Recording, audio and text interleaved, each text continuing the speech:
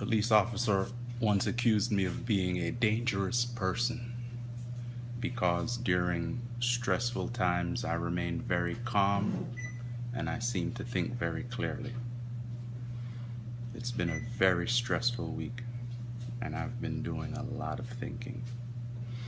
I was explaining to someone the art of war recently, and one of the tenets of the art of war is to never back your enemy completely into a corner, because that's when he will do his fiercest fighting. So a strategy would be to leave your enemy an out, so that if he chooses to escape, an escape route will be there for him.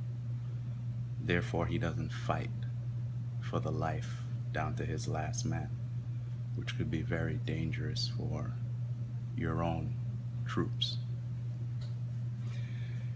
So I'm on my way home and I'm listening to Bob Marley, Burning and Looting. Seems fitting for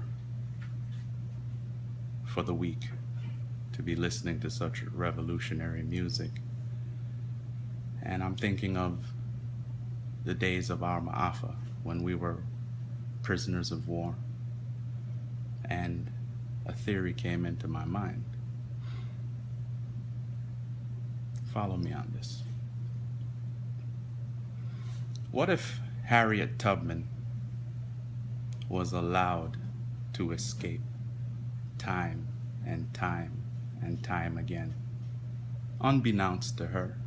I'm not accusing Harriet Tubman of participating in such a conspiracy, but I can no longer laugh at my people when they don't recognize the Underground Railroad as being a system rather than an actual railroad that's underground.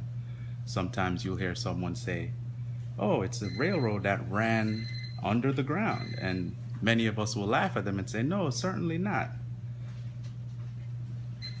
Why we laugh is because we know this was a very complex system that involved many people, white and black, many pastors and parishioners of churches from the south all the way to the north, with so many points of failure.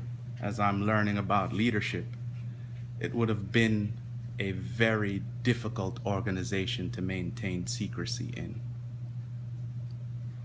She always seemed to manage to get away. Why? What if what white supremacy was trying to avoid was another Toussaint L'Ouverture, another Jean-Jacques Dessalines, another Denmark Vesey, another Nat Turner? What if they continue to let her go? And she should certainly still be considered a hero of ours. But what I'm trying to point out is the devious nature and the deceptive nature of white supremacy racism. They knew they were outnumbered, especially in the South. They knew that prisoners of war could tear this country apart. All they needed was the right spark.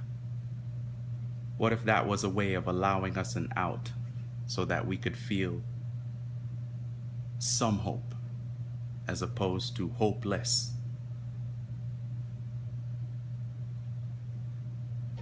Well, if you can entertain that theory,